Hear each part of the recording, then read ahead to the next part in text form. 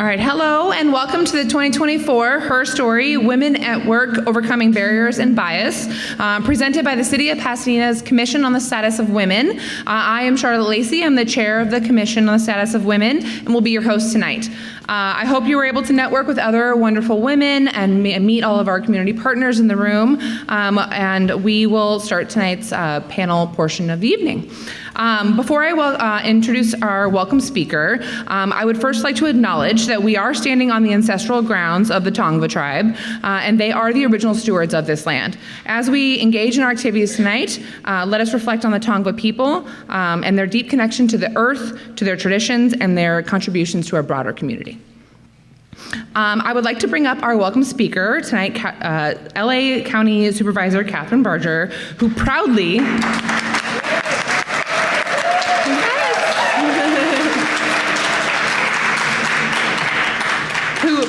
serves the residents of the 5th District, spanning almost 3,000 square miles, including the city of Pasadena. Mountains, that's not all. Supervisor Barger is committed to keeping our neighborhoods and communities safe, working with federal leaders, law enforcement officials, and judicial officers to implement vital public safety initiatives. She is an advocate for the environment and has spearheaded efforts to preserve open space and enhance parks, trails, and recreational programs and facilities. She continues to advocate for services and programs to improve the quality of life for foster children, seniors, veterans, those with disabilities, and those with mental illness. Supervisor Barger began her career as in public service as a college intern in the office of former Supervisor Antonovich, and rose to become his chief deputy in 2001, where she served until her election to the Board of Supervisors in 2016. She both served as chair of the board and was reelected to her second term in 2020, and again on Tuesday.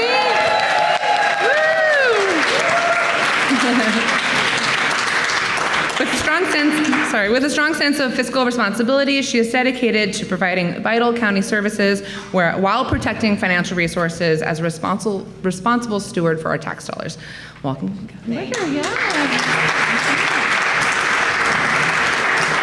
Thank you, and I love being here when you talk about foster youth. This church has done more to support our foster youth in this area than I can even tell you, so I want to publicly thank them for the work they do to help change lives. It is an honor to be here. I have to say, looking around this room, I was telling those in public service and public safety that I couldn't do your job. I admire you, but you all serve as role models and give young people, especially young women and girls, hope and opportunity and realization that they can do whatever they want. As we celebrate this month, the discussion provides a fantastic opportunity for women from all walks of life and career paths to learn from one another and empower each other, something that I'm really going to emphasize. It's important for us to lift each other up. When people talk about how is it to serve on a board with 5 women, it's about supporting each other. There are other issues that come different from men, but we always support each other. There are challenges, no doubt about it, but in these roles, we have an opportunity to lead by example. Women are making waves, and I love that, and breaking barriers in business, law, public safety, education, science, government, and so many other sectors. Each time I've run for office, I was the only woman on the ballot in the district. But because I've had the support of family, friends, and colleagues, I had the encouragement I needed to run for office and lead the largest county in the nation. There used to be more stigmas about women in leadership roles when top positions were exclusively held by men. When I started with the county, it was 5 men. And I can tell you, I was young, and being young and a woman, I knew nothing. Or at least they thought I knew nothing, but I think I knew more than they did. Now, with an all-female board of supervisors, along with many county departments led by women, something that we have strived to do, and it wasn't because we've said that we want to artificially make women, women, women. But understand this, women put their lives on hold to start families, and their careers were impacted. And we wanted to make it a level playing field. And this board has made that a priority, and we have, over half of our department heads are now run by women. Yeah. And we do this in part to encourage the next generation. Again, I know we need to lead by example. It's important that young women see it's possible to lead with heart and conviction in the job. Seeing women lead with combating stigmas, stereotypes, and biases, again, is something that serves as a role model for many. Throughout history, we've been lucky to have so many wonderful mentors to look up to, from Sally Ride, and in my case, Yvonne Brathwaite Burke. Who knows who Yvonne Brathwaite Burke is? Yvonne Brathwaite Burke was the first woman to serve on the Board of Supervisors. And then following her was Supervisor Gloria Molina. And not only did they break the barrier for women, but Yvonne is African American, and Gloria was a Latina. And in Gloria's case, the machine told her she wasn't ready. And I don't know if you all are familiar with who Gloria Molina is, but you never tell her she's not ready. And she ran, and she won. Looking back at history reminds us of how far we've come and encourages us to carry the torch forward.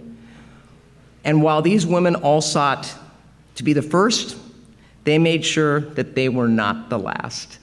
Gloria Molina, when I ran, was one of the first to pull me aside and endorse me.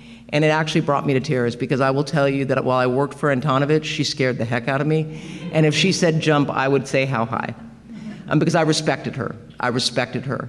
And I knew that she was not for the faint at heart. And so when Gloria endorsed me, it literally brought tears to my eyes, because I knew that she saw in me what I knew I was going to bring to the table as a supervisor. But running for office is not for the faint at heart. And not only running for office, but in any profession where you are taking risk. But it's important to take that risk. It's important to take that first step to do something that's never been done before. By doing that, we are paving the way for all women who will come next. And remember that, for all women who will come next. Let's renew our commitment to honor those who've made a difference and continue to create communities and careers that uplift a woman's contributions. Los Angeles County is proud to host a few initiatives that honor the past, present, and future impact of women. Each year, our Board of Supervisors and Los Angeles County Commission of Women celebrate our Women of the Year awards. This year, I will be honoring an exceptional woman who has made waves in business and philanthropy, who I think many of you may know, Arlene Majares de Lang, General Manager and Partner of Majares Restaurant. Yeah. During COVID, I got to know her because, as you know, we shut down all industries, especially restaurants. And that is a woman who is determined to make sure that she survives. And that restaurant worked collaboratively with the city of Pasadena and with the county. And I saw in her someone who I admire. 100 years it's been in existence. And from what I'm told, it is the oldest run business run by a woman in LA County, a Mexican restaurant run by a woman in LA County. And so I am honored to recognize her. Last year I did Betty Porto. Who knows Portos? Yeah. A theme going on here, which is for a whole nother meeting. In addition to the Commission's work, the county's Women and Girls Initiative was established to support county departments in their work to create opportunities and improve outcomes for women and girls. This was something that Supervisor Sheila Kuehl put into play, because Sheila felt that we need to start young, and we need to start to plant that seed. And we often think, get them at PCC or get them at college, but we're actually going to be starting a lot younger than that, letting women and girls know what opportunities there are in the county, and it's been very exciting.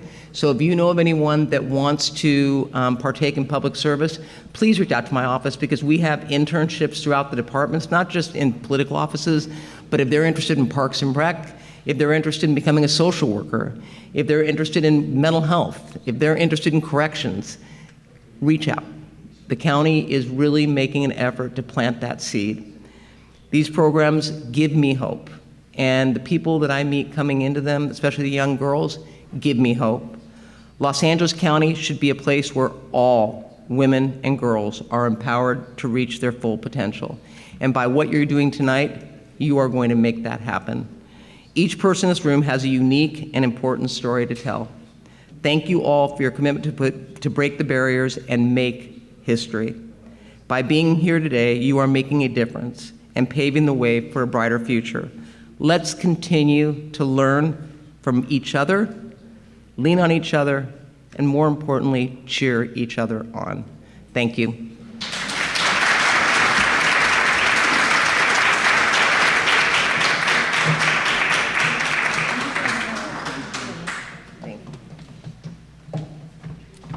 Thank you so much. That's wonderful.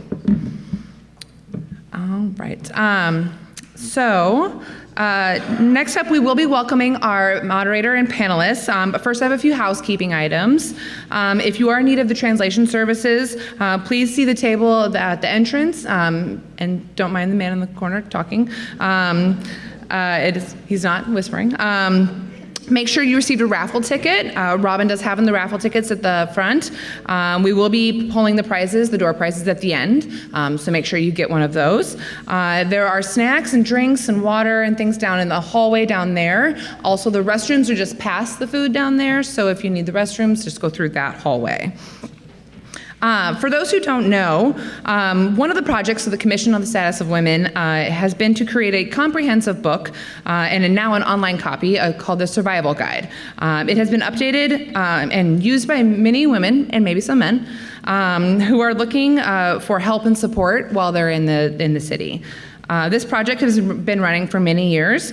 We are proud to continue it by keeping it updated, and most currently by putting it online. You can find the current survival guide books at the front table, as well as a postcard that has a QR code to find the online version. It is also found on the Commission's website. Another large project that the Commission took on in 2021, was in collaboration with Mount St. Mary's University. It was the report on the status of women in Pasadena. This report highlighted many struggles and places of improvement in our city that we can focus on to help women in our community. We have used this report to guide our annual plan, and we hope to impact these items that matter to the women of Pasadena. You can also find this report on the Commission's website.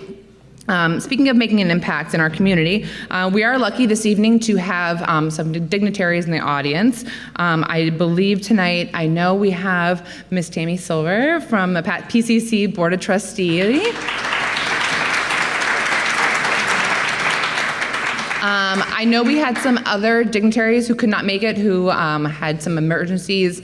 I know the rain threw everyone off. I also believe we do have from the Pasadena Center Operating Board, we have Ms. Kim Burbank.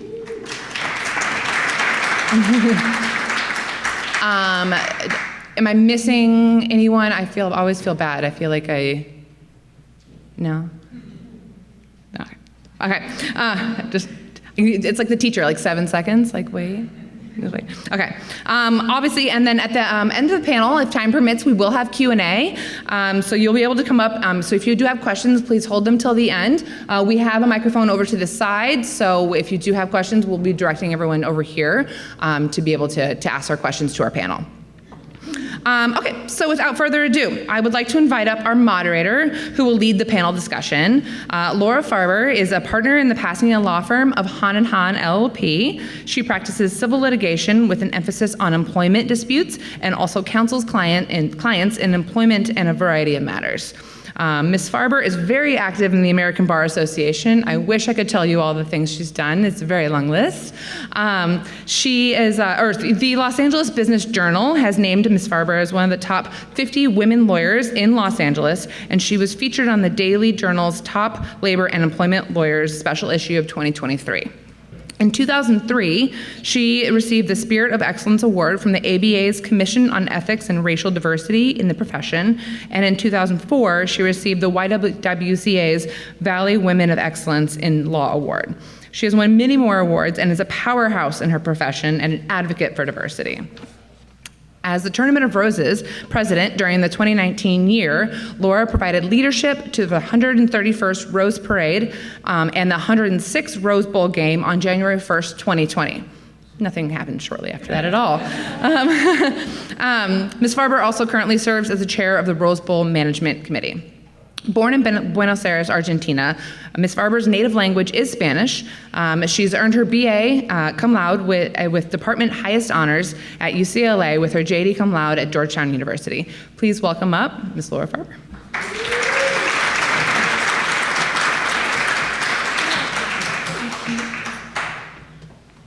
Thank you, Charlotte, and thank you to the Commission on the Status of Women for putting on this amazing program. And we haven't had it yet, but I am very excited because just wait till you hear these panelists. They are going to impress you beyond description.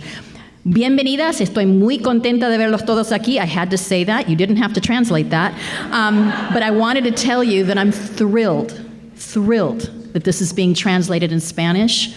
I can't tell you how that makes me feel. I am so proud and so excited and love watching you. I already made eye contact earlier.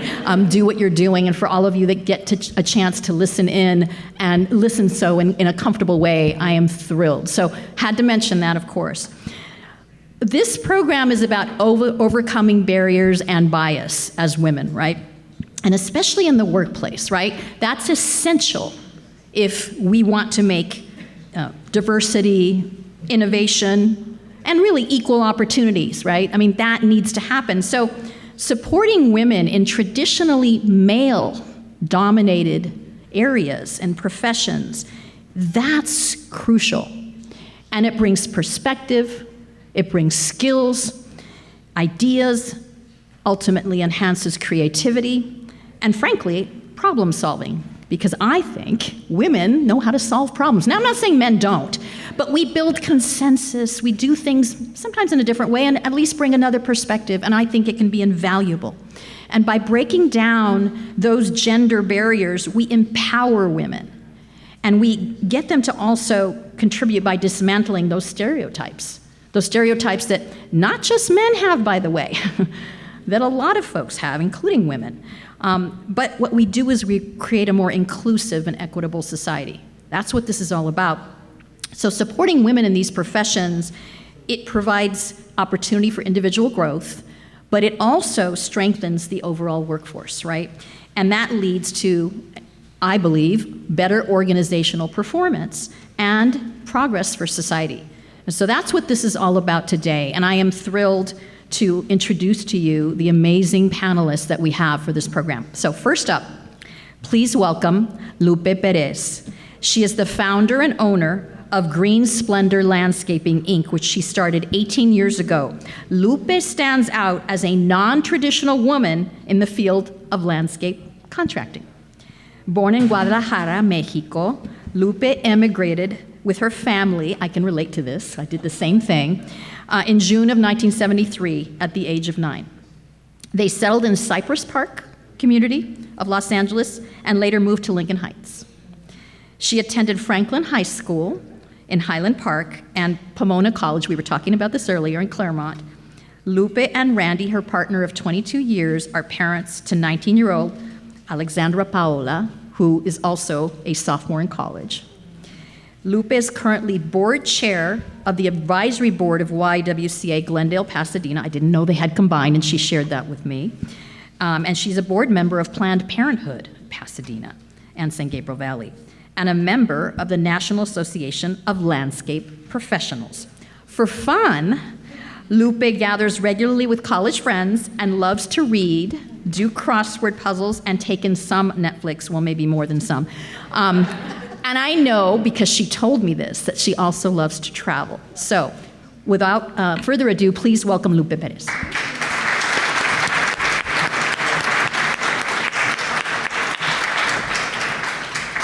Next up is Captain Jody Slicker. Captain Slicker has been in the fire service for over 20 years, proudly serving the citizens of Pasadena for almost 18 years. She was hired as a firefighter and has since moved up the ranks to firefighter paramedic and now a captain paramedic for over 7 years. She aspires to be promoted to battalion chief in the next 5 years, and you've got to let us know what we need to do to make that happen, okay, to support you. Her current position is the department's emergency medical service captain. She's had the opportunity to organize and host, with the assistance of the other female firefighters in Pasadena, their first annual Girls Empowerment Fire Camp in 2023. How awesome is that? With the program being a huge success, they will be hosting their second camp later this month. Captain Slicker was recently awarded Firefighter of the Year for 2023, the first female in the over 135-year history of the Pasadena Fire Department to receive the award. She has also been recognized and awarded by the Pasadena Masons Lodge 272, the Pasadena Scottish Rite, and the Pasadena Wisdom Lodge 202 as Firefighter of the Year. Please join me in welcoming Captain Jody Slicker.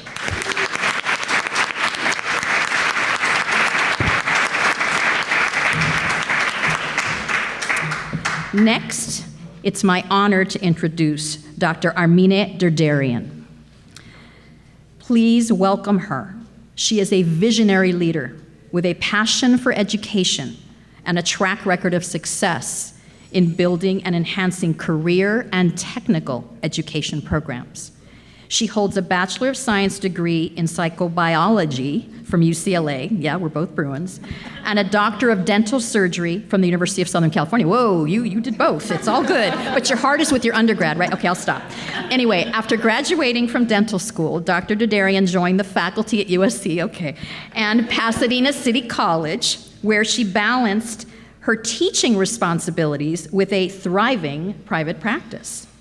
After that, she established and accredited a dental hygiene program at Oxnard College. This accomplishment garnered national recognition, with the Oxnard Dental Hygiene Program being named a top 10 finalist for the prestigious Bellwether Awards. During her 24-year tenure at the Ventura College Community College District, she served in various roles, ultimately becoming the Career Education Dean. Currently serving as the Dean of Career and Technical Education at Pasadena City College, Dr. Derderian oversees many instructional programs, CTE offerings, and other academic deans. She manages state and federal grant funds and represents PCC as a voting member of the Los Angeles Regional Consortium. Dr. Derderian is proud of PCC's leadership role in two regional projects focusing on virtual assists and work-based learning, expanding work-based in LA 19 colleges. Her dedication to advancing career and technical education is evident in her innovative approaches and unwavering commitment to student success. I know she likes to travel for fun too, and she has twin boys that are going to school in San Diego. She is amazing. Please join me in welcoming Dr. Derderian.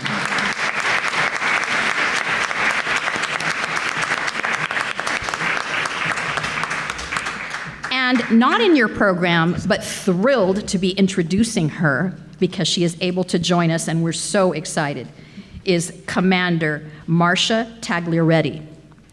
She's been with the Pasadena Police Department for 40 years. She has worked a variety, yeah, that deserves clap in and of itself. She has worked a variety of assignments, including records, patrol, neighborhood crime task force, research and development, crime analysis, detectives, training, and professional standards. Wow. She's currently in charge of the Criminal Investigations Division and oversees Detective Street Crimes Unit and the Special Investigations Unit. Wow. Please join me in welcoming Commander Marcia Tagliaretti.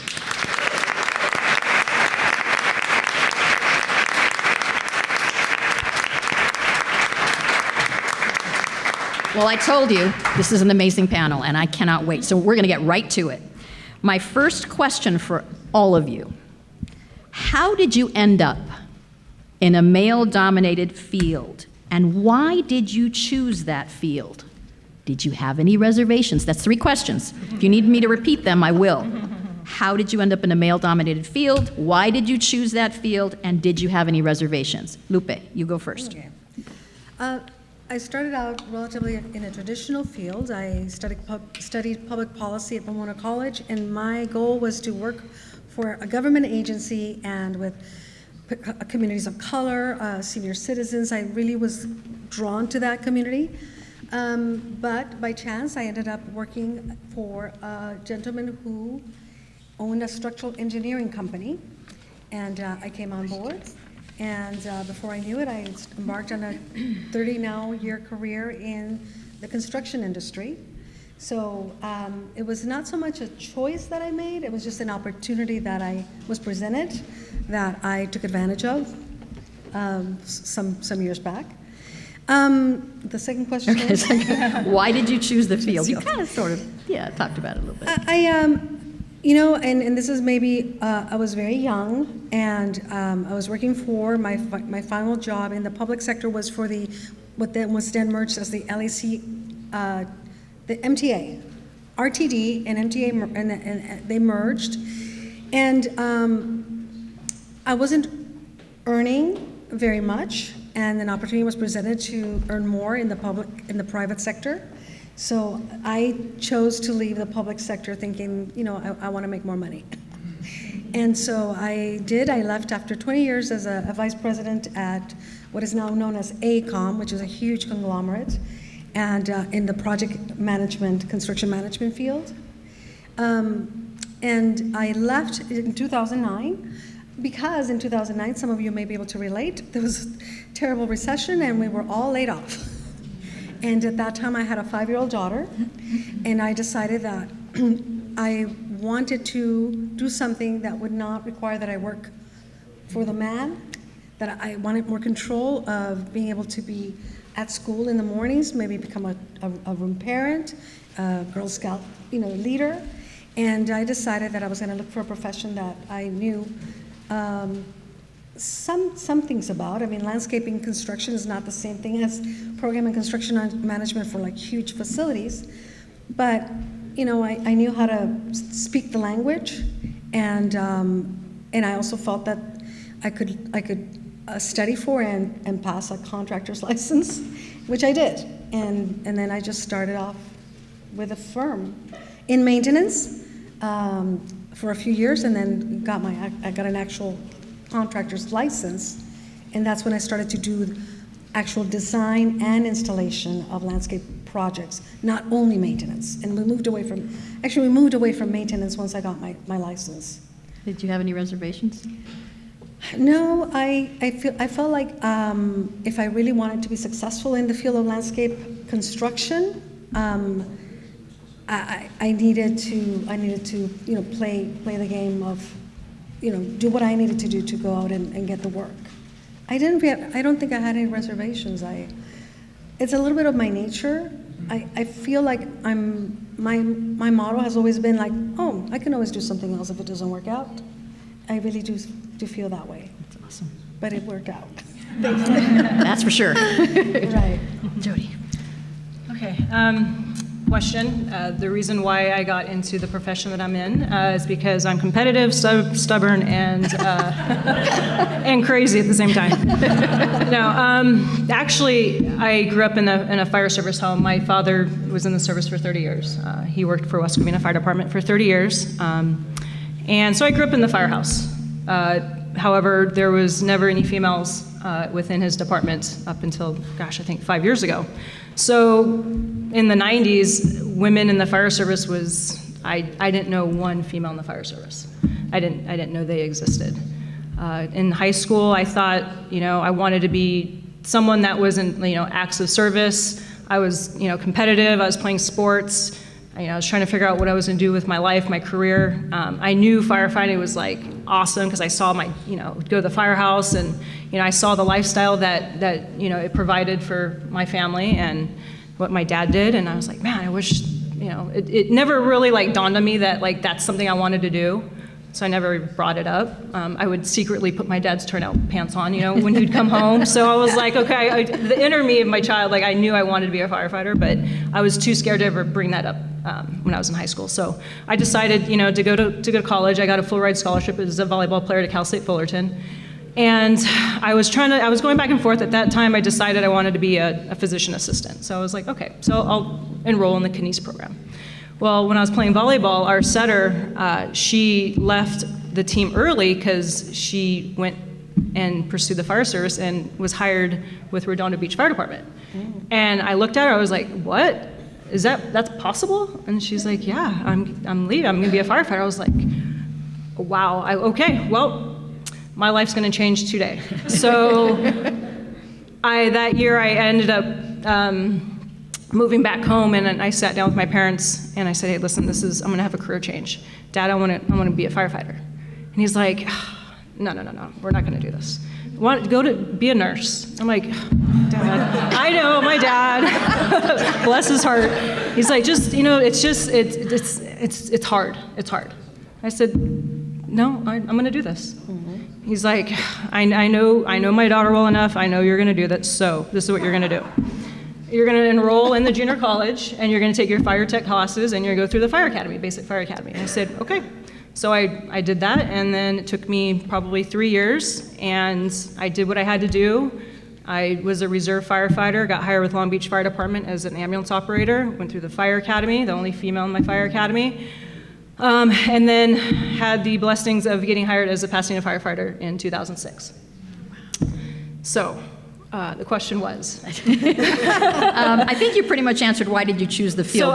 So the acts of service. I've always been, someone I'm the oldest of 4 in my family. So I was always the one to take care of my siblings, take care of my nephews, my nieces and my cousins, and so I was always that leader, and they always looked to me. And then being competitive, I've always liked the team aspect of sports, and I knew I did not want to be in an office. I wanted to be outside. I wanted to be just helping, doing whatever I could. And firefighting, I think, encompasses everything. So that's why I got in the field. Any reservations? I should have decided this when I was probably going through high school. Yeah, my only reservation. I would have been ahead of it a little bit, but no reservations. And I shouldn't. And I should have spoken up a little earlier. But Okay. Thank you. Yeah. Amina. I always say that I didn't choose my career chose me. I went to dental school thinking I was going to be a dentist for the rest of my life, and I loved being a dentist. But my experience in dental school changed me. I had to hear my instructor say, I wish it were the good old days when men were men and women weren't here. Wow. And being a woman of color, I had to hear, you people. And it was the most trying experience of my life. And when I graduated and I had to go get my signatures to get signed out of every department, it was only then that these instructors told me I was in the top 10% of my class, because I was always made to feel less than the entire time. So when they asked me to come back and teach at USC, I was shocked, and my first reaction was like, no way, I'm out. And then I thought, if I don't do this, the experience is not going to be better for those coming up behind me. So I accepted that position, and I started teaching, and I realized that I actually loved teaching and that I could make a difference by encouraging the women in the class.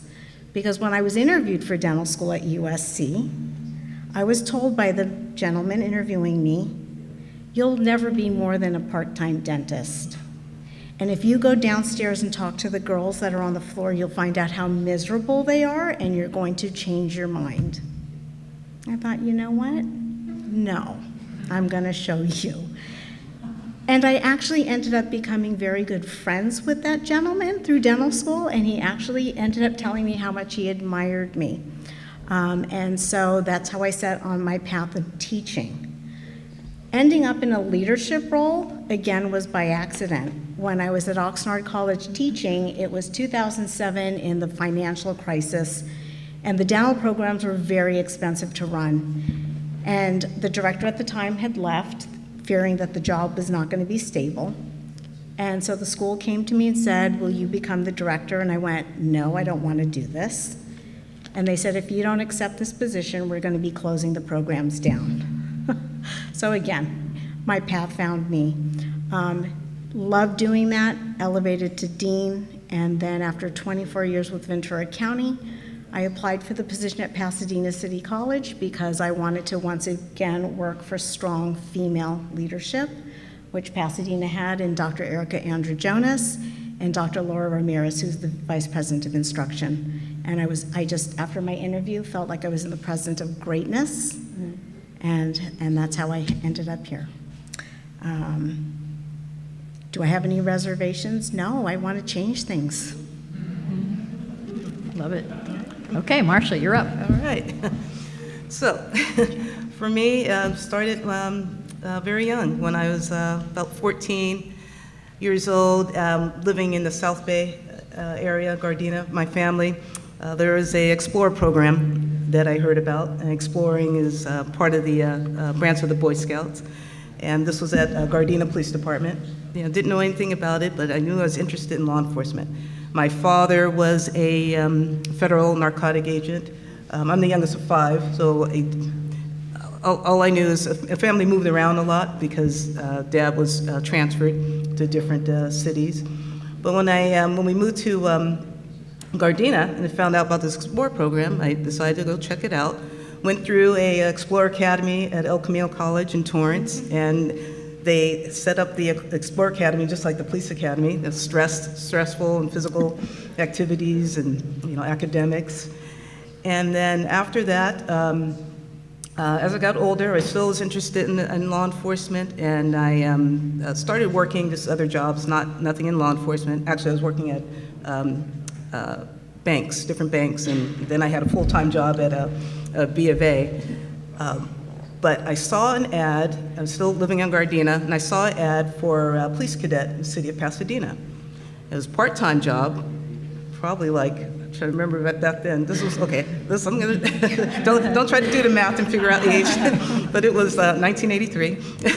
And it was, I can't remember, I don't know, it was $7 or $8, or maybe when I finally left the program, we were making $8 or something, or close to that. Anyways, a part-time position, but what attracted me to it was that you go through the same process as police officer for the cadet program, meaning the testing and everything, and even though it was a part-time job. So I told my parents, I said, you know what? I'm gonna go to Pasadena. Didn't know anything about Pasadena. Never been to the parade or anything like that. We can fix that. I know now you have. I love parade now.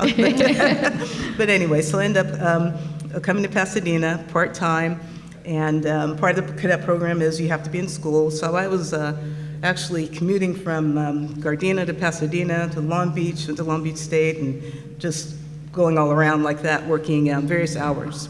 As a cadet, you work, you can work a day shift. A lot of us worked in the late afternoon or evenings to graveyard. So then after the cadet program, 2.5 years of that, then the department was hiring, but then we were told there may be a hiring freeze. Started to get nervous about that because I wanted Pasadena, but then I didn't want to limit myself, so I started processing it at other agencies. And I do believe that things happen for a reason. A couple of agencies, I get through their process and testing and wouldn't hear anything.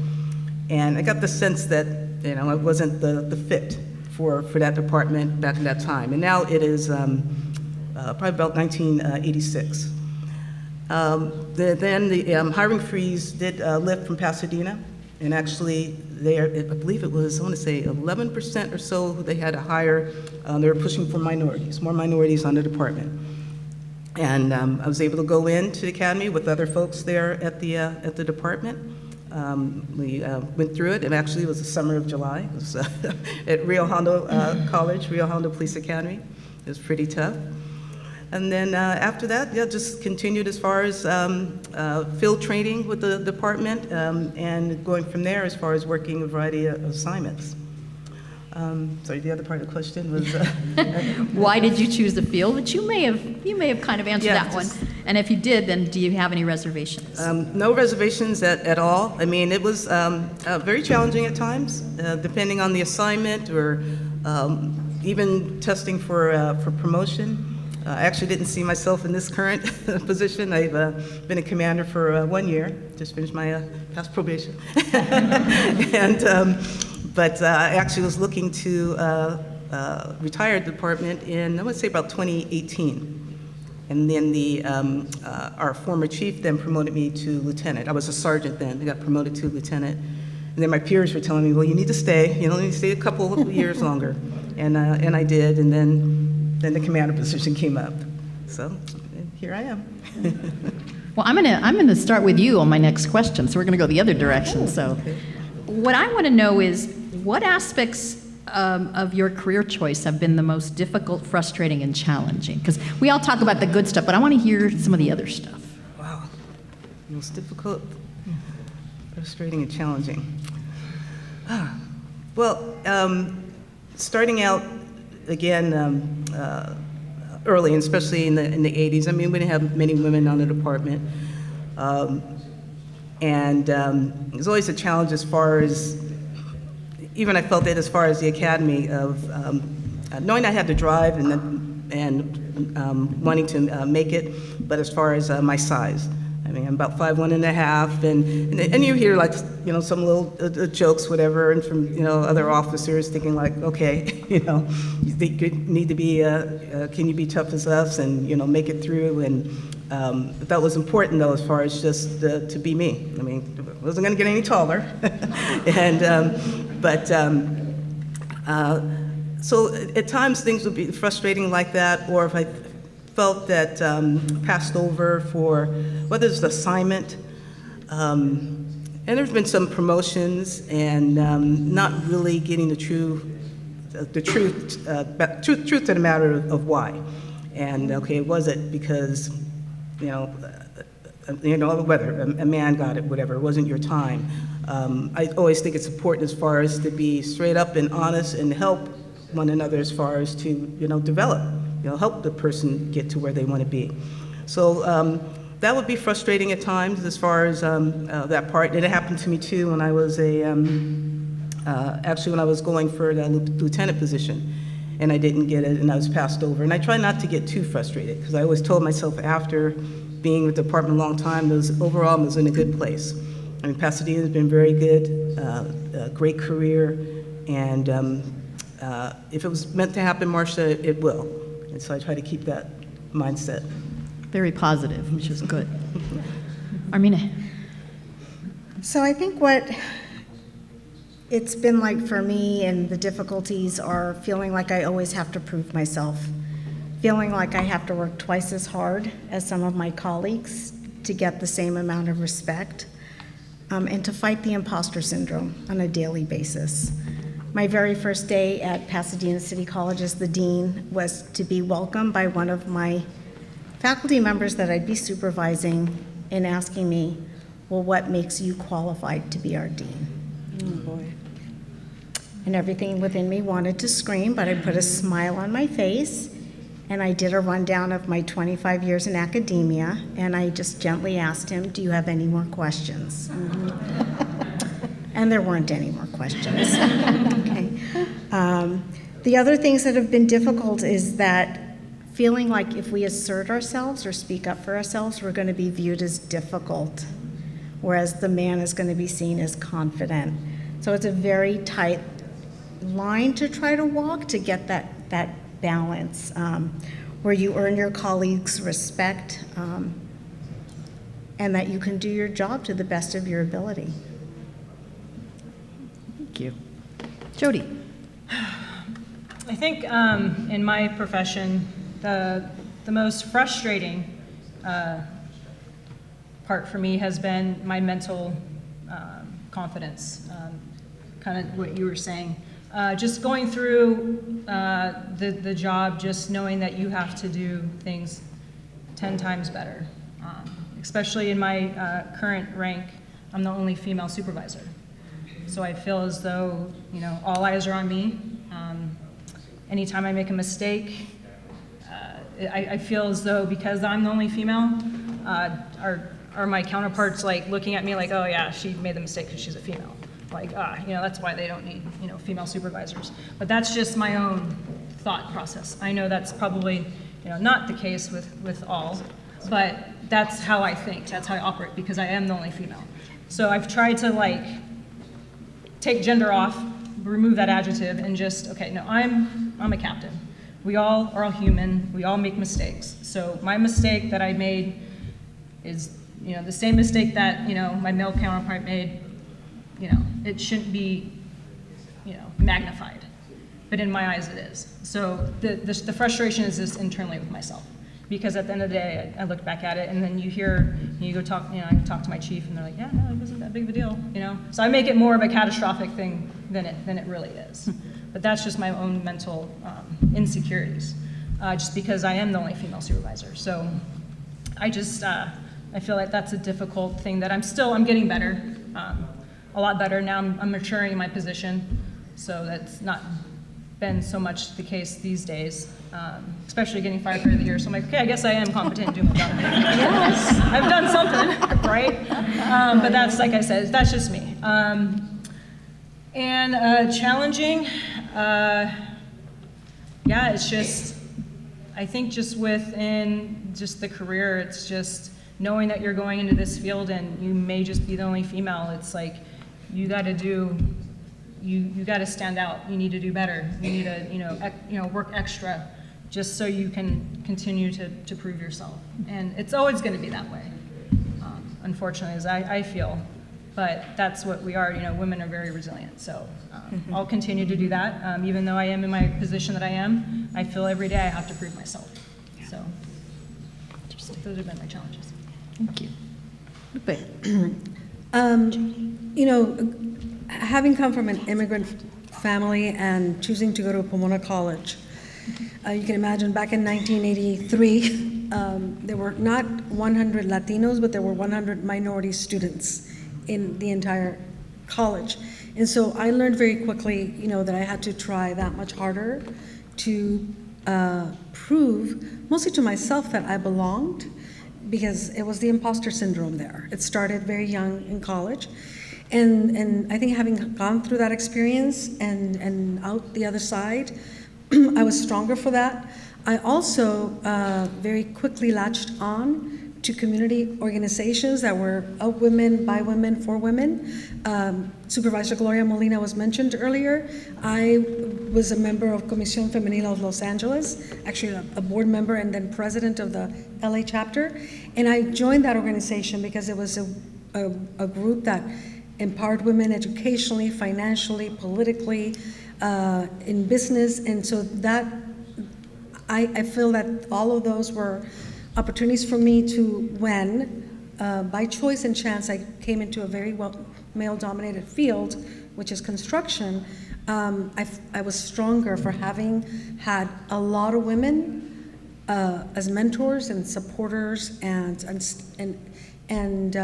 peers who were all of them also in fields where they were the first. So it wasn't only that they were in male-dominated fields for the first time, they were in fields where Latinas were never for the first time. So I was amongst many who were making it work. And so I have to say that because I think it's really important, especially for you who are younger, just coming out of college, latching on and joining and seeking out organizations that empower you. To me was fantastic and instrumental in my professional career. Once I chose to go into the construction industry, I had some of the same challenges where it's, you're a woman in construction, so you've got to prove yourself more than the male counterparts, you got to work harder. One interesting thing that happened while I was by then I was nearly 15 years in the field. I had pursued this opportunity for 2 years for a community college in Northern California and did all of the work I had to do to get that project. It was construction management of a very large educational facility. And it was about the time when I became pregnant. And so when they finally released for those of you who know, the request for proposal for the company to pursue the opportunity, I was in maternity leave. So the team prepared without me to pursue the opportunity and won it. And when I returned after a month and a half of maternity leave, and I was evaluated, that year. One of the things that came out as, oh, well, we're not ready quite yet to promote you to the next level or to increase your salary because you were not, you did not participate in this, in the interview for the selection of our company to this project. And I'm like, so 2 years worth of work were gone because I happened to be at home with a brand new baby. I mean, do I need to say more? No. That was very apparent that it was, you know, because you're a woman and you belong in, you know, you had nothing to do with this. We did it all, the men. And so, you know, I mean, everything though is it's a lesson. One other thing that I want to point out in terms of challenges, when I finally chose to leave, was laid off, and chose to start my own business, I mean, there are a lot of, I won't even go into the very bad, but there were a lot of good and bad. But the very bad, I had to dip into all of my savings from 30 years of work to survive and have a company stay afloat. But this is again where it's important, friends are important.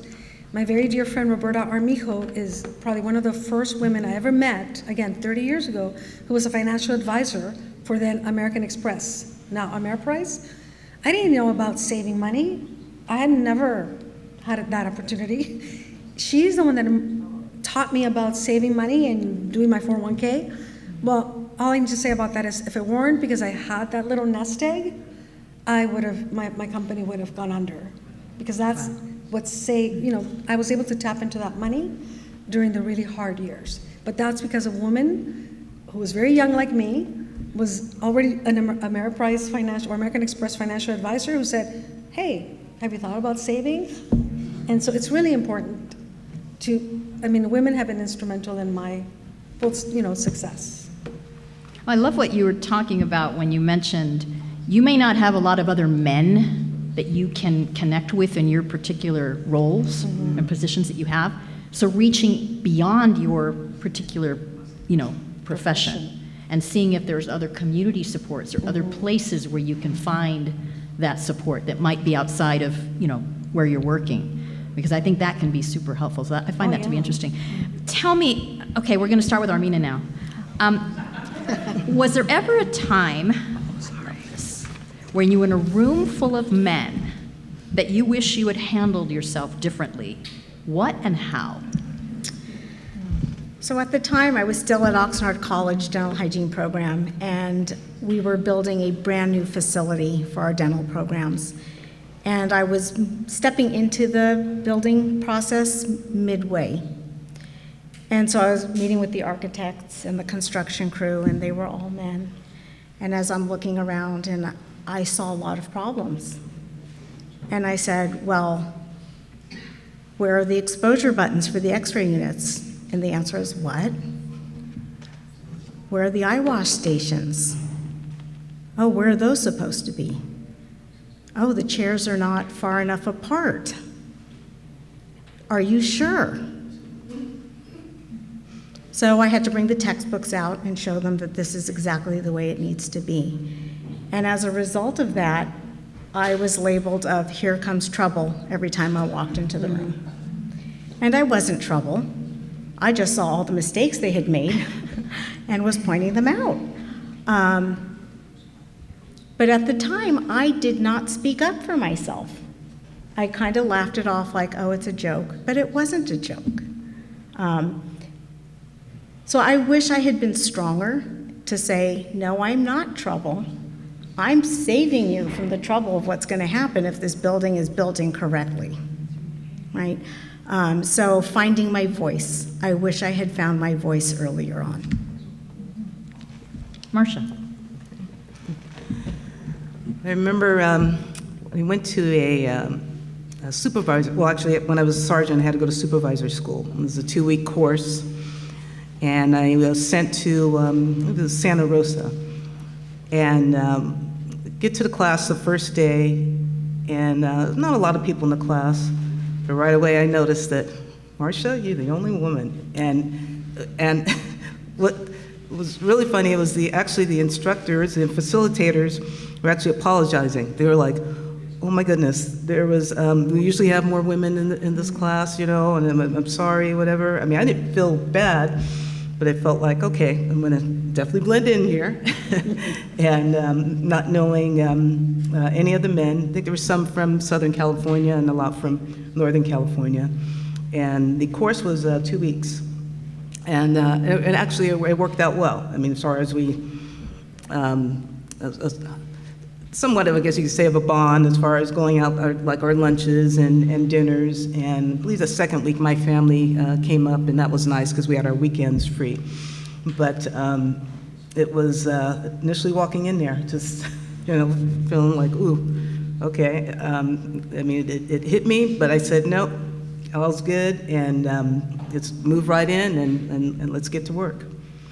Nothing as far as work-wise, the working at the department and working patrol, we have patrol teams, and so the bond is there, whether if it's, you know, one or two women that are on the team, but necessarily no issues there. Had one incident though when I was on training with my training officers were great, no issues with them, but I was surprised that I was out on the scene with one of my, with a training officer, and we were, I know the situation was pretty hostile as far as the person we were dealing with, and my training officer wanted another unit, another assisting unit. So again, it was just me and my training officer, so we're the only unit, and he called for another unit. And I was working graveyard, and there was only, I think at that time, one other female that was working the graveyard shift. And I hear her on the radio saying she was going to respond to the call. But lo and behold, I couldn't believe that my training officer said this on our radio. He said, bring me, no, I need a male officer, bring me a male officer. And I'm standing there next to him, right, and I'm looking at him thinking like, you know, okay, and the person we had to deal with was a big guy, but I just couldn't believe that he said that. And not only I couldn't believe it, but the female officer, who was a senior officer, she couldn't believe it, and I mean, at the end, everything worked out. How did it work out? Well, I'm curious. That officer right away, and then me being new and on training, was like, ooh, what do they do here? I mean, this is obviously wrong, whatever. But she spoke up, and the supervisors knew, like, okay, nope, it's not right. And my training officer did whatever at that time that I was talked to and whatever trouble. But and he tried to justify as far as why. He said that. You mean mansplaining? Sorry. You can't. Sorry, I couldn't resist. Go ahead. There is no, yes, yes. But yeah, just, totally, threw me off because I'm thinking like, where is this coming from, And, but yeah, so that was the only times I remember. Thank you. Lupe, The question again is, have you ever been in a room full of men where you wish you had handled things differently? What and how?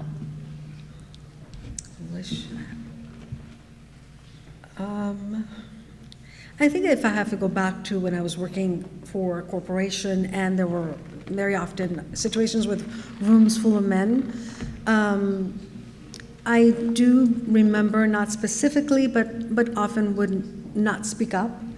I mean, I gave you an example of, it wasn't like I had an opportunity to speak up in the room pre-getting this project, but the only one I could communicate with was my supervisor, who was communicating something to me that I felt I should have spoken out for more. Thinking back on it, I did protest, but not enough because, lady, what is the term, protest enough? Or you does protest too much? Yeah. And so I remember, wanting to point out all the reasons why I deserved a promotion or I deserved more salary, but did not do it forcefully enough and ultimately accepted the decision. That was one. Now that I'm on my own, I mean, I'm in a world of men. I do sometimes. What I get a lot of is they'll somebody will walk up to my foreman first and start talking to them about the project. And then realize that I'm the boss. And so, I've learned that doesn't bother me at all. I think it's understandable. I find now that people are really comfortable with a female contractor. They don't assume that it's my husband's or it's my dad's or it's my brother's, which happened a lot initially. They always thought, oh, but your husband owns the firm. No. But your husband, the contractor? No.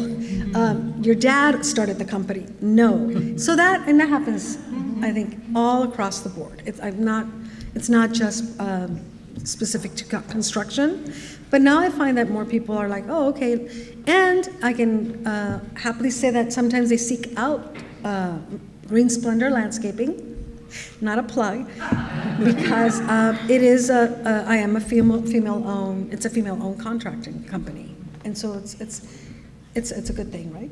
Love it. Jody. I'm going to speak in the mic because I was instructed to.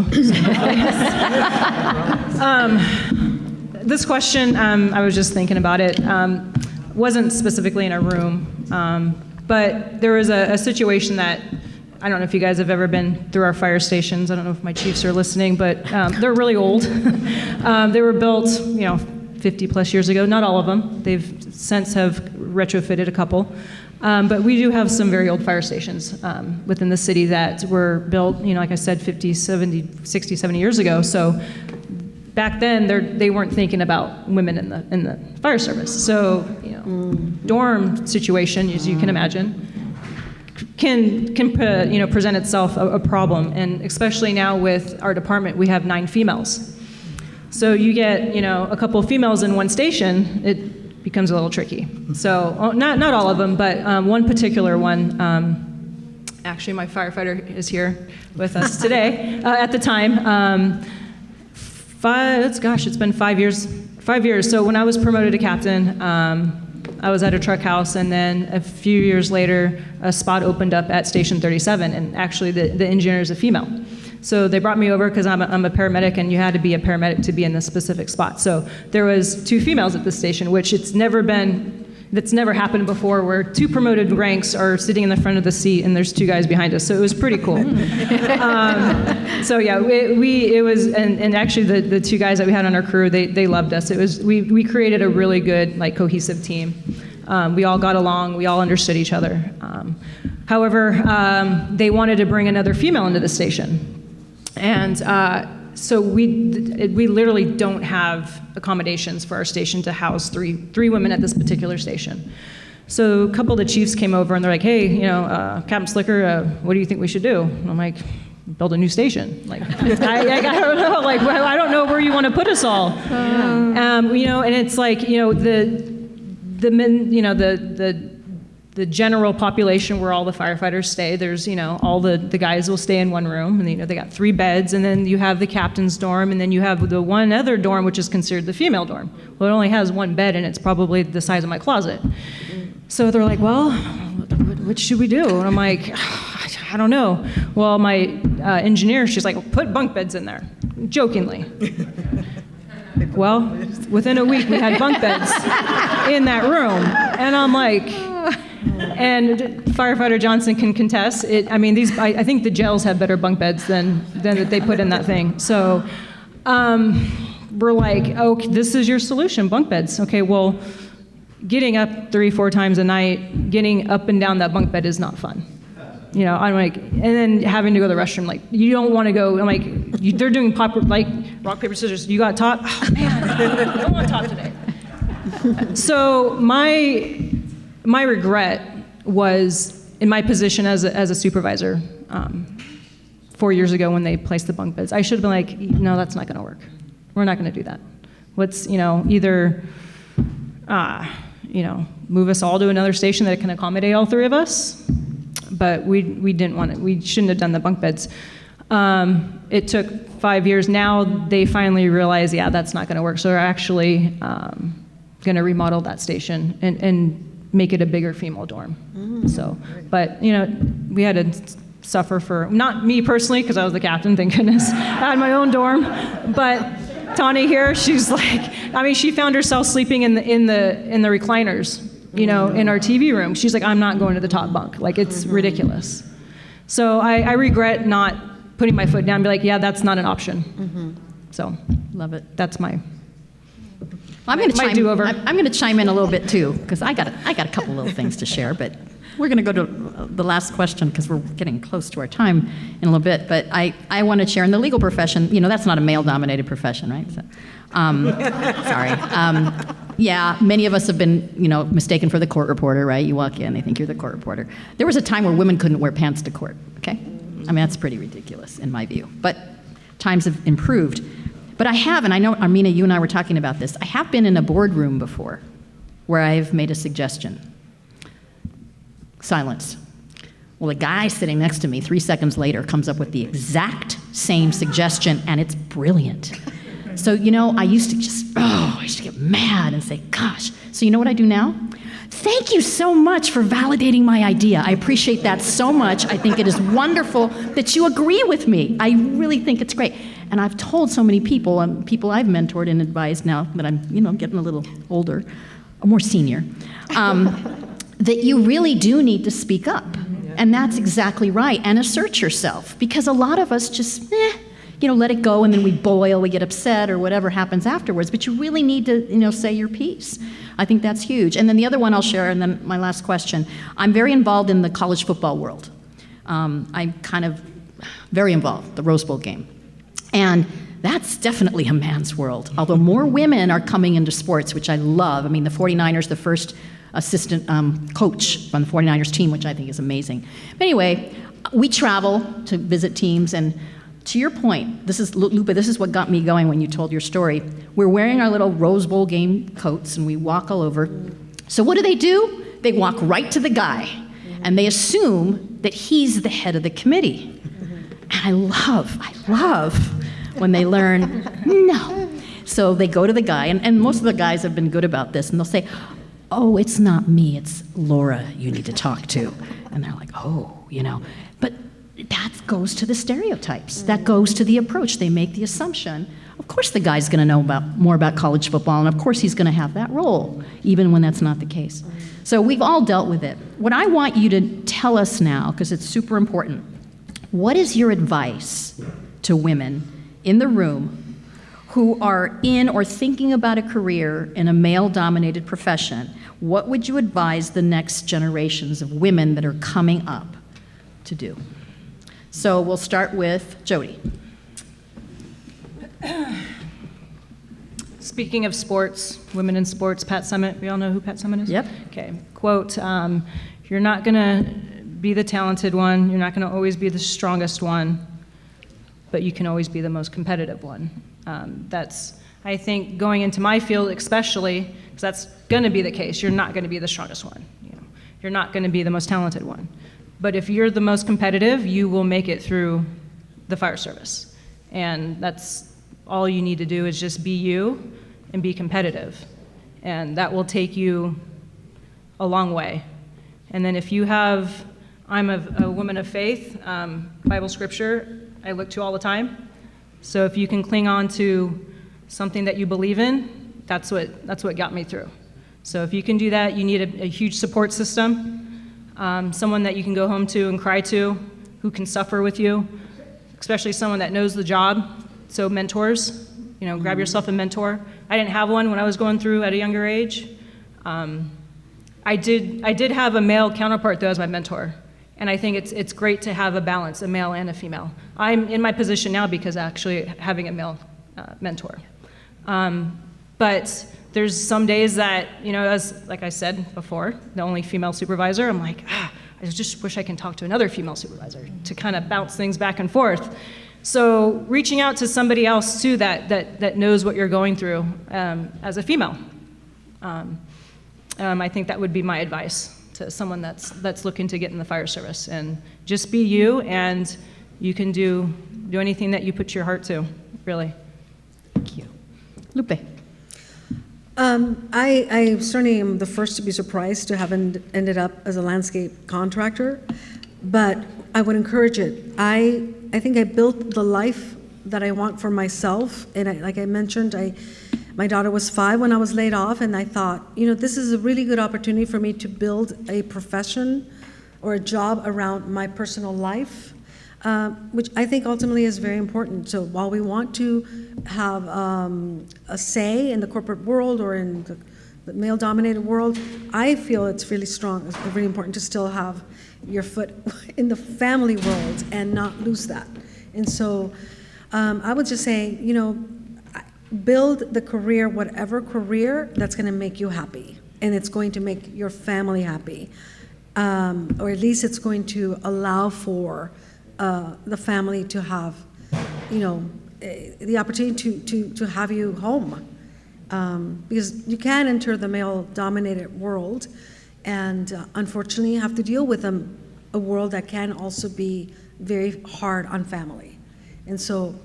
You can do it. I would just say build it more around what you want personally. And if personal freedom and happiness is more important, that's what I would suggest.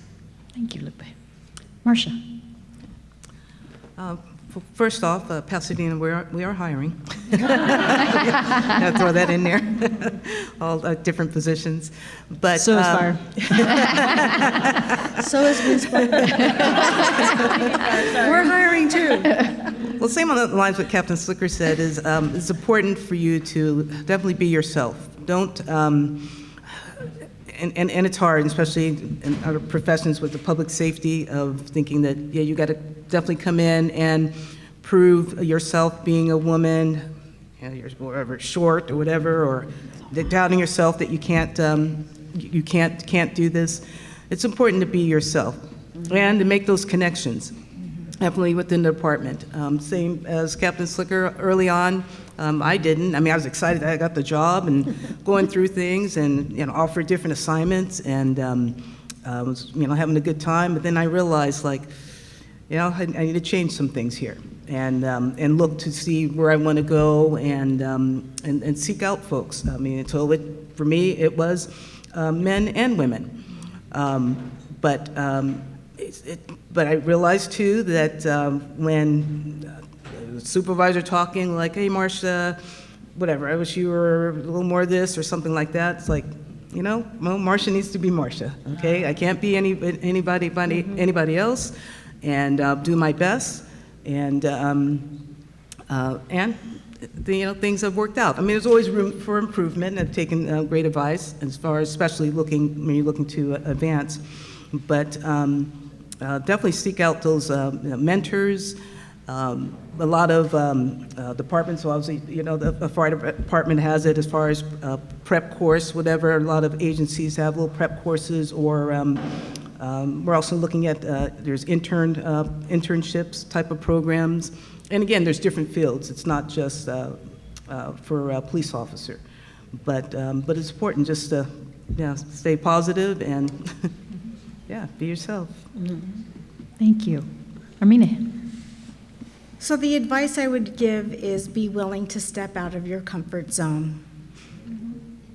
Take inventory of your talents and believe in those talents and know that you are good enough. Women tend to doubt that, and statistics will show when there are job descriptions, women won't apply unless you check off 90% of those boxes. Men will apply if they check off 50% of those boxes. So take that leap of faith and know that you have the skill sets to move forward.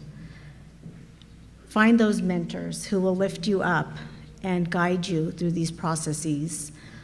And more importantly, don't be afraid of making the mistakes, because that's how we're going to learn. And don't dwell on those mistakes. Pick yourself up and move on from them. And lastly, I would say I try to encourage women by sharing the mistakes that I've made with them so that they don't repeat my mistakes. And I've gotten more confident over the years. I have found my voice, and now I'm not afraid to speak up. But imposter syndrome is real. When I applied for the dean's role at PCC, and I'm almost ashamed to share this story, but I feel it's important. I knew there were many, many applicants that I was up against. And when I got to the presidential round, I was thrilled. I was like, wow, I did it, right? And then I went through the presidential interviews, and I thought that was the best experience. I learned a lot interviewing, and if I get it, fabulous. If I don't, I'm okay with that. And I no sooner had driven home, 45 minutes later, the phone's ringing, it says PCC, and I'm thinking, oh, I forgot something in the boardroom, right? And I pick up the phone. And they're offering me the position, and I couldn't speak. Are you there? I'm like, yeah. And she said, well, we're offering you the position. And the next words that came out of my mouth were embarrassing. And I said, I'm not sure I have the skill set you're looking for, because imposter syndrome got to me. But thank goodness it was another strong female, and Dr. Ramirez said to me, if you didn't have that skill set, we wouldn't be offering you the position. She was absolutely right. So the very next time I saw her, I actually apologized for the words that came out of my mouth, and I said, I am not sure what possessed me at the moment, but she understood. She said, we're women, and we come from a male-dominated culture, both of us, and she understood.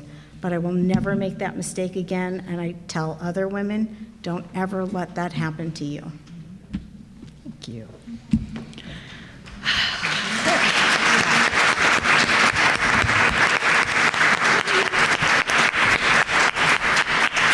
Well, this has been an unbelievable program. I know we're supposed to have a little bit of time for questions and answers, so does anyone have any questions? And if so, the mic is right here. In one spot, it's not quick, so. Good evening. I noticed there's a lot of women who are already professionals in this room, and for those of us who are starting to have younger women look to us as mentors, I was blessed with some great mentors growing up and becoming who I am today. But what advice would you give those of us who are now giving advice to younger women? Because the advice we got is morphing a bit, and now I feel like you can be even more outspoken and feel more confident giving advice to younger women to be more outspoken, but there's a balance, and I was curious what you would advise those of us becoming mentors in giving that advice. Anybody wants to go?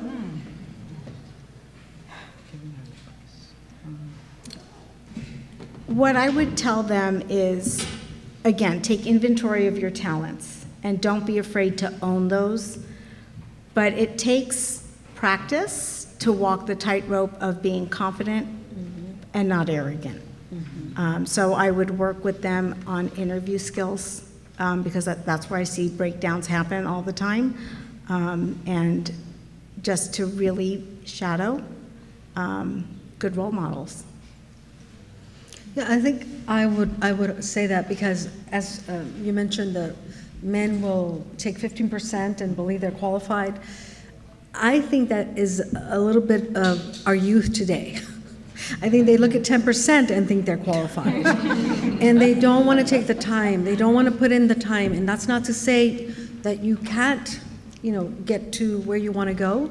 But we don't all get there immediately, and we don't all get there alone. And so I have a 19-year-old daughter, and so I'm around a lot of her friends and can see this lack of patience, for lack of a better word. And I would advise that they do their homework, that they put in the hard work, that they seek out people to guide them, and that they take stock in what they want and how much time it can take to get there, and not to be in a hurry to get there, lest you're, again, arrogant and really miss the forest for the tree, so to speak.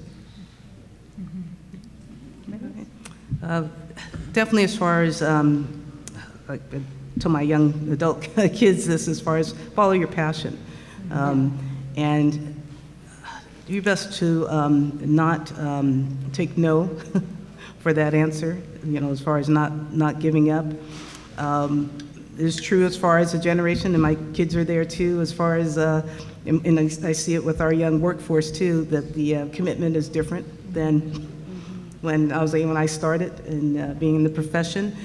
But I understand it, and the young workforce, I mean, they'll see the job posted, things look good, whatever, a great salary, benefits, and so forth, and this may be good for that moment. But not looking at the big picture, like at the time when, again, I was like just pleased that, I have this career, and was looking at the long term. We hope there will be a change with that, because retention is a big part of yes, we're working on recruitment, but we need to retain our folks too, because they are the future not only of the department and serving this city.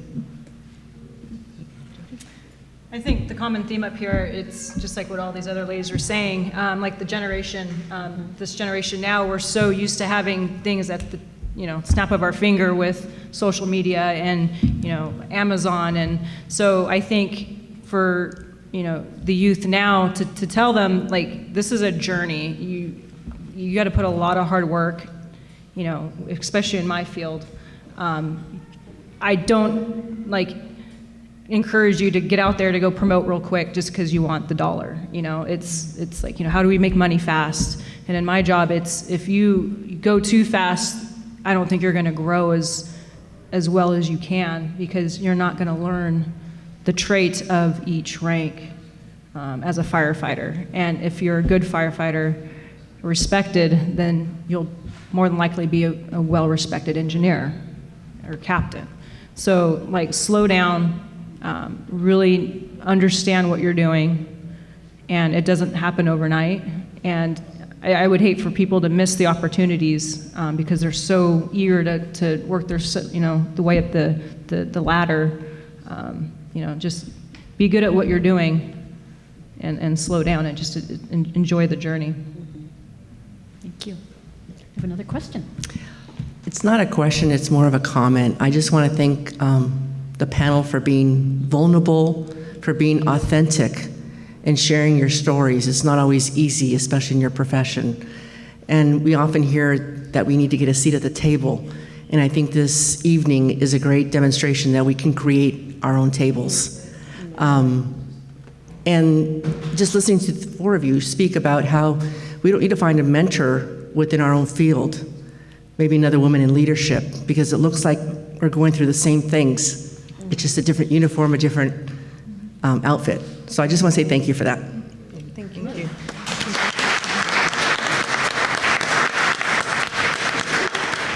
Is another question coming? All right.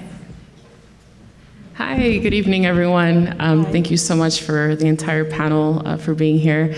My question relates more towards how we build solidarity amongst each other. I think that it's been very powerful, your stories, your narratives, and how you've trailblazed in your own journey.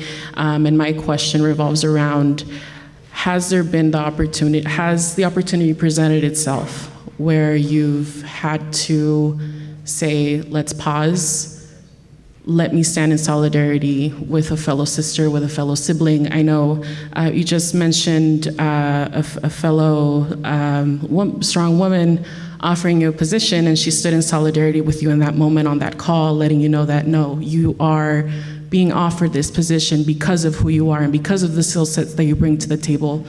So have you had that opportunity to build that solidarity with those around you in your industry, or perhaps maybe within your community? I think that as powerful women in your leadership positions, now you hold the baton of being able to not only mentor other women or other people, but also lead us in the ways of building solidarity with our community.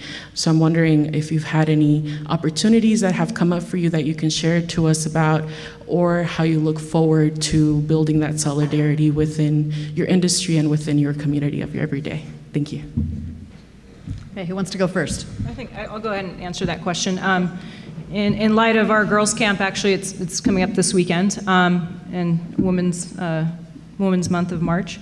I think for us, building that solidarity is, we have 9 females in the department, and last year we were able to collaborate and bring the first ever, girls empowerment camp within the San Gabriel Valley. No other fire department within the San Gabriel Valley has a camp except for Pasadena Fire. So I think we're very, very honored and blessed to have the support from our, from the women and from our male counterparts and our command staff in the city.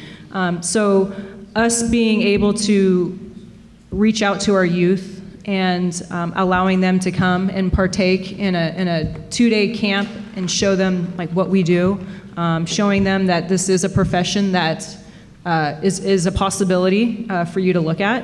I think that we have so many females now that we can offer that mentorship that hasn't been there until recently, really. I mean, the last 5 years, I would say these camps are now starting to pop up. So I think just bringing the camp to the community is building solidarity just within our females in our department, and reaching out to the women in high school too. That's great. Okay. Anybody else? Armina? Yeah, I would say also take the time to recognize the talents in your fellow female colleagues. Let them know that they're seen for their accomplishments, that it's not going unnoticed, and encourage them to take the professional development opportunities, because all too often they won't seek it out themselves. And so if you provide those professional development opportunities for them to grow, that's the best thing you can do as a leader. A good leader will foster the talents of those in their team so that they too will become leaders, not keeping people in the ranks that they're at. And so for me, that's probably the thing to do. And also not to tear each other down. We were discussing that. Women tend to tear each other down, and that's the worst thing we can be doing. It's just that little meme, right? Straighten out somebody else's crown without ever letting them know it was crooked. Mm-hmm. Thank you. Yes, I definitely agree with that as far as the women tearing at times one another down. Do our best as far as to encourage the women at our department. And again, as far as our sworn, and correct me ladies on the number, are we at 34 or so, 38? 38. About 38 on the sworn side of women at our police department. But we definitely try to encourage as far as, again, the bond, help one another out. I definitely, I'm, you see the highest ranking sworn female at our department as the commander. We have a civilian executive administrator, Karen Peterson. She's also part of our command staff. And then I don't know if Monica Cuellar is still here. She's our lieutenant. She's actually part of our staff also. She's our chief's adjutant and also our department PIO. But as far as, I think we all do our best as far as trying to, again, help, especially the women, because there's only so many of us there at the department, of getting them to move up and take over, pass that baton. Working with Monica now, as she's going to be in the process of taking the commander's process.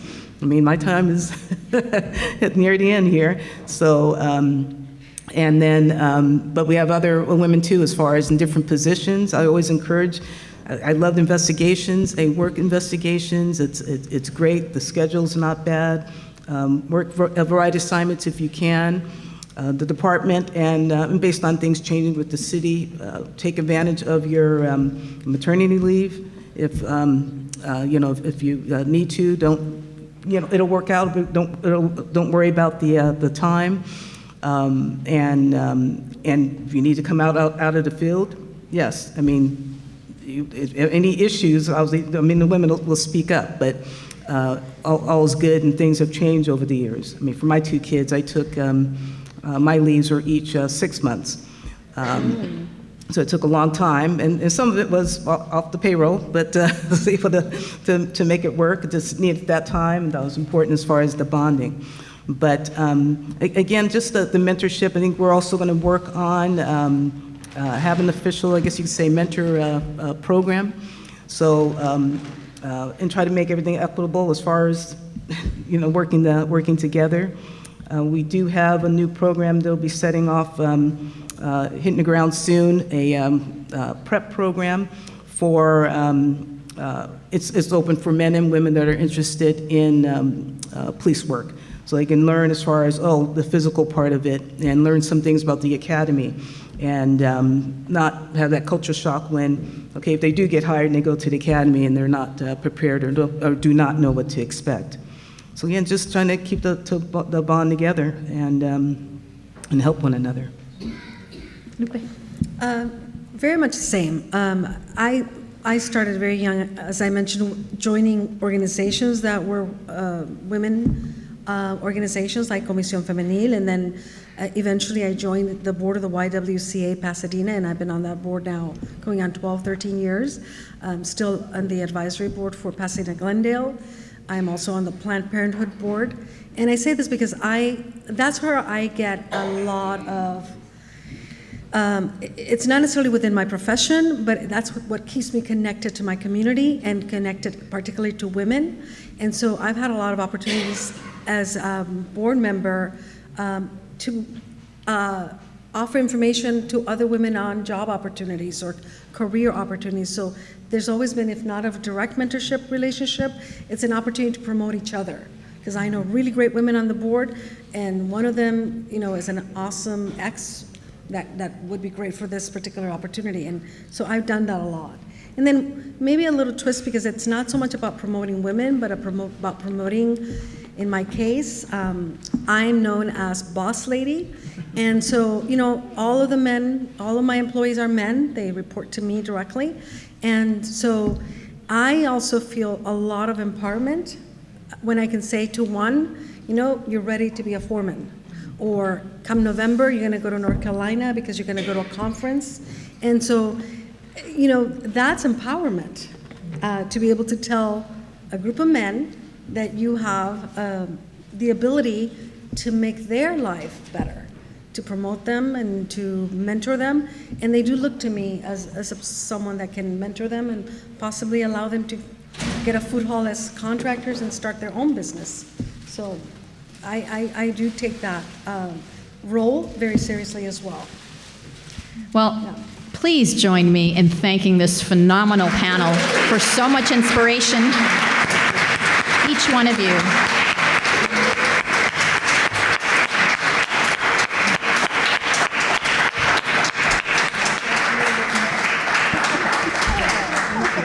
And thank you again to the Commission on the Status of Women. Love this Herstory thought, the concept. Appreciate you organizing this so much. Thank you. Thank you so much. Thank you. You're welcome. Thank you. Thank you. Thanks. Sorry, I know it's a little bit past 8, but it was really important. It was just amazing to hear everything that these ladies have been saying, and everyone, and the questions that were very insightful. So I really wanted to make sure that we heard from everyone. We have a few just quick thank yous, and then we have our raffle prizes. You guys can sit up here. You want to we can just keep staring at y'all. Yeah.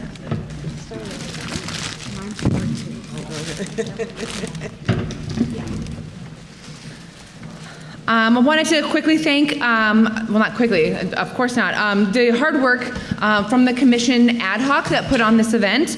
I would like to thank Commissioner Jennifer Tebow, Commissioner Jill Thompson, and Commissioner Robin Allen up there. And of course, the support of the entire commission. We also have Vice Chair Vanessa Rodriguez, who had to leave, Commissioner Harrington Rogero, there she is. Commissioner Maria Guadalupe Castellon, she's back there in the light.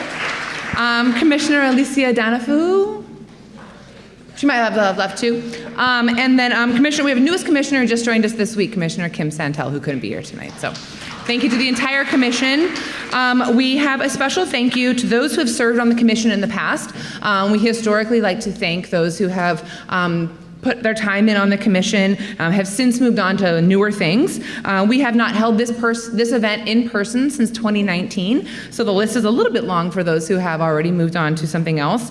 But those amazing women have graced us with their time and their talent, so we want to make sure that we thank them. So those that are here, please come up when I call your name. We have a past chair, Beverly Morgan Sandoz. Come on up. We have past Commissioner Kim Burbank. We have past Commissioner Char Bland. There she is. Come on up. We have flowers for you. Come on. And I believe also past Commissioner Beatrice Vivi. Yay, she's right there. So, yes. Okay, and then we also have a small list of those who could not be here tonight. I believe these commissioners are not here. Past Commissioners Maria Jones, Jessica Rivas, Valinda Bowens, Marna Cornell, Norma Fernandez, Lorraine Montgomery, Sandra Lindorfer, Margaret Delarios, Peggy Sisson, and Mary Urtecho Garcia. So we thank them as well. We also could not put on this event without the support of our community partners who are here in attendance. Tonight we have CASA, Community Women Vital Voices, Women in Leadership, Friends Indeed, the League of Women Voters Pasadena Area, the National Council of Negro Women SGV, the National Women's Political Caucus Greater Pasadena Area, Pasadena City College, the Pasadena Community Job Center in Delon, yay! The Pasadena Fire Department, the Pasadena Police Department, the Pasadena JCs, the Pasadena Parks and Rec Department, Peace Over Violence, Planned Parenthood of Pasadena and San Gabriel Valley, and the San Gabriel Valley LGBTQ Center. Oh, not last though, and YWCA Glendale, Pasadena. There were also community partners who could not be here tonight who shared it online, and that was Civitas, the Institute for Girls Development, Leadership Pasadena, Pasadenians Organizing for Progress, Wired Women and Altadena Women's Network, and the Pasadena NAACP. And of course, thank you to All Saints Church for donating the venue tonight, and Pasadena Media for being here and making sure everything runs smoothly. We are going to pull these. We're going to offer any city council members the opportunity to speak. None could make it tonight after all. But we did have a note from council member Jessica Rivas, who wants to make sure that women get involved in the charter reform. So please get involved in our current charter reform that's going on right now and will be on the ballot in November. So thank you so much for coming out. Thank you for being here for Herstory since 2019, the first one. So thank you. Have a great evening. Drive safe.